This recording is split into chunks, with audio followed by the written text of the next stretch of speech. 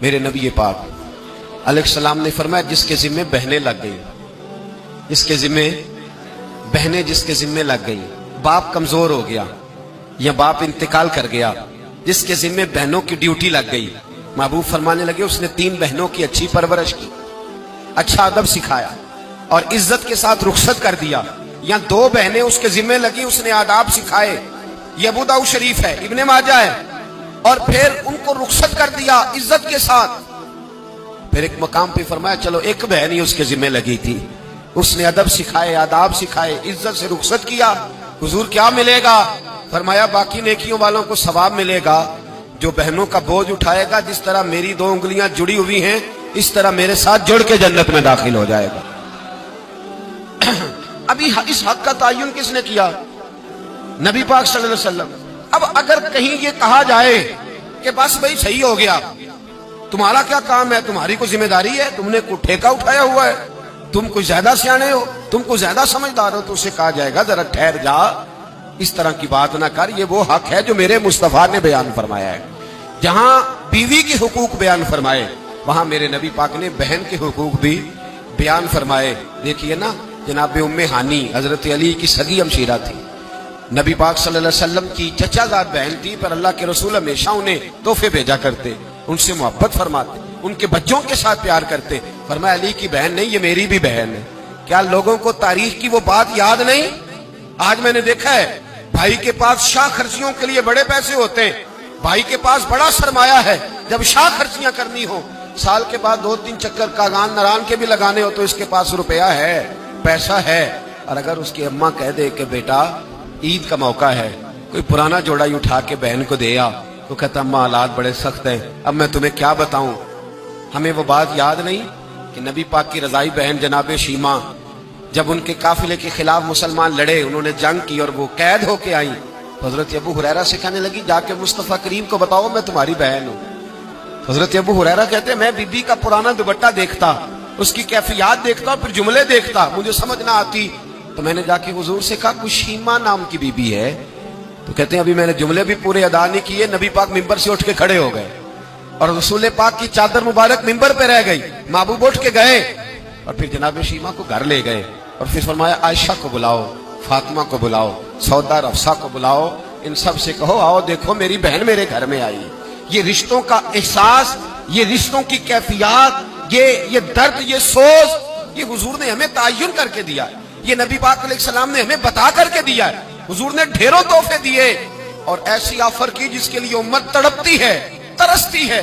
حضور نے فرمایا شیمہ اگر تو پسند کرے تو تیرے لیے مدینے میں مکان نہ بنا دوں، اگر تو کہے تو یہاں تیرے لیے مکان نہ بنا دوں، جہاں 70,000 فرشتے روز سلامی دینے آتے، یہاں تیری پکی رہائش نہ کر دوں۔ عرض کی یا رسول اللہ میرے خامند کا گھر، میرے بچوں کا گھر، جہاں میں بیاہی گئی، جن کے حقوق آپ نے بیان فرمائے، میں وہاں جانا چاہتی ہوں۔ حضور نے ڈھیروں تحفے دے کے رخصت کیا۔ تو میرے بھائی بہن کا ایک حدیث ہے مشکات شریف، مشکات میں حدیث ہے، ایک حضور علیہ السلام کے صحابی تھے جو نبی پاک کی بارگاہ میں بیٹھے رہتے تھے، اس پر شارحین نے بڑا کچھ لکھا ہے، کہتے ہیں وہ علم دین حاصل کرتے تھے یا جہاد میں مصروف رہتے تھے۔ ان کا ایک بھائی تھا تو وہ تجارت کرتا تھا، کاروبار کرتا تھا، یہ مشکات ہے۔ ایک دن آ کے عرض کرنے لگے یا رسول اللہ صلی اللہ علیہ وسلم اسے سمجھائے کوئی کام بھی کرے، آپ کے پاس بیٹھا رہتا ہے، ڈیوٹی ساری میں کرتا ہوں۔ تو محبوب فرمانے لگے خاموش ہو جا، ہو سکتا ہے رب کریم جو تجھے رزق دے رہا ہے وہ بھی اس کی برکت سے عطا فرما رہا ہے، اس کے نصیب کا اللہ تجھے دے رہا ہے، ہو سکتا ہے اس کے توسل سے، پتہ نہیں اللہ کس کی وجہ سے دے رہا ہے، کس کے حصے کا تیرے گھر بھیج دیتا ہے۔ امام حسن رضی اللہ تعالیٰ عنہ جب کسی شخص کو کچھ دینے جایا کرتے تھے تو فرماتے تھے بھائی یہ نصیب تیرا تھا، اللہ نے میرے گھر بھیج کے میری ڈیوٹی لگائی تھی کہ میں تجھ تک پہنچا دوں، میں نہیں لے کے آیا، نصیب تیرا ہی تھا، میرے ذمہ لگا تھا کہ چلو میں بھیج دوں۔ تو یاد رکھیے گا اگر کچھ جگہوں پہ ہمیں حقوق ادا کرنے پڑتے ہیں، کسی مالدار بھائی کو کسی غریب کا خیال رکھنا پڑ ہی جاتا ہے، تو مہربانی کرے وہ خیال کرے۔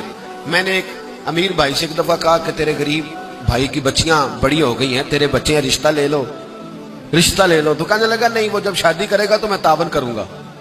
تو میں نے کہا تو کیا تعاون کرے گا، کیا مطلب ہے تیرا، تو بھائی کی محبت کو پیسوں میں تول رہا ہے، سوچا ہی نہیں تو نے، وہ اسی باپ کی صلب سے جس سے تو ہے، اسی ماں کا دودھ پیا ہے، جس کا تو نے پیا ہے.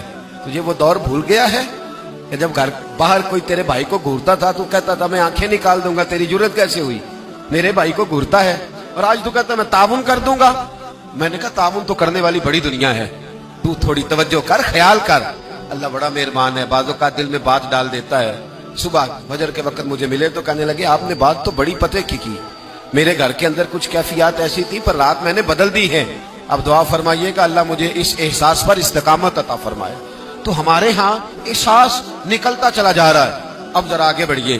میرے رسول پاک صلی اللہ علیہ وسلم نے مطلق رشتوں کی بات ارشاد فرمائی. یہاں تو تعین ہے نا, خالہ کا, چاچو کا, ماموں کا, پھپھی کا تعین کر کے. یہاں محبوب کریم صلی اللہ علیہ وسلم نے صحیح بخاری کے اندر رسول پاک صلی اللہ علیہ وسلم نے ایک بڑا خوبصورت فرمان ارشاد فرمایا. اللہ کے رسول فرمانے لگے صحابہ سے, کیا تم میں سے کچھ چاہتا ہے کہ اس کی عمر بھی لمبی ہو, رزق بھی زیادہ ہو؟ اور اگر میں یہ سوال عورتوں سے کروں نا, خواتین سے کروں کہ کیا تم چاہتی ہو کہ تمہارے خاوند کے پاس پیسے بھی زیادہ ہوں, عمر بھی لمبی ہو, تو میرا خیال ہے ایک خاتون بھی ایسی نہیں ملے گی جو کہے کہ نہیں میں نہیں چاہتی. ساری کہیں گی کہ ہمارا دل کرتا ہے کہ ہمارے گھر کے اندر رزق بھی زیادہ ہو. اور اللہ تبارک و تعالیٰ نے جس کو میرے سر کا سایہ بنایا وہ قائم بھی رہے. ہر خاتون یہ دعا مانگے گی. اب یہ صحیح بخاری ہے تو پھر وہ والا وظیفہ پڑھ لیں جو نبی پاک نے بیان فرمایا ہے. نبی پاک علیہ السلام نے فرمایا کیا تم میں سے کوئی چاہتا ہے عمر لمبی ہو, رزق زیادہ ہو؟ صحابہ عرض کرنے لگے حضور سارے چاہتے ہیں, یہ صحیح بخاری ہے.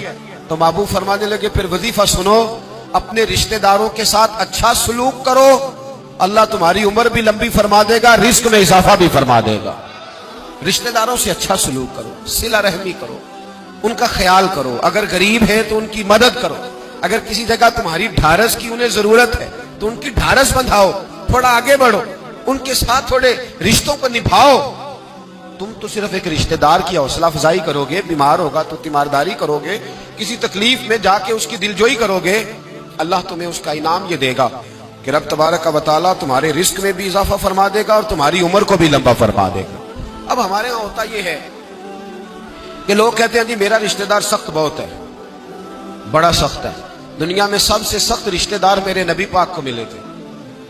سب سے سخت رشتہ دار, سخت رشتہ دار, ایسے رشتہ دار کہ جو تلواریں لے کے آ گئے شہید کرنے کو, اور ایسے رشتہ دار جو بدر کی جنگ تک تلواریں لے کے آتے رہے, اور ایسے رشتہ دار جو فتح مکہ تک تلواریں لے کے آتے رہے. لیکن جس دن انہوں نے نرمی فرمائی, میرے محبوب نے فرمایا تم تو صرف نرمی کرو گے, مجھے تو اللہ نے رحمت للعالمین بنا کے بھیجا. میرے محبوب پاک علیہ السلام نے کرم کے دروازے ہی کھول دی. حضور نے رحمتیں فرما دی. ہمارے اندر کی وہ گھٹن اور مزاج کا وہ کمزور پن اور وہ جو ہم اندر سے بزدلی دکھاتے ہیں رشتہ داروں کے معاملے میں, وہ بہت ساری جگہوں پہ ہمارا نقصان کرتی ہے. اپنے رشتہ داروں کے ساتھ تھوڑے سے معاملات کو بہتر رکھنا.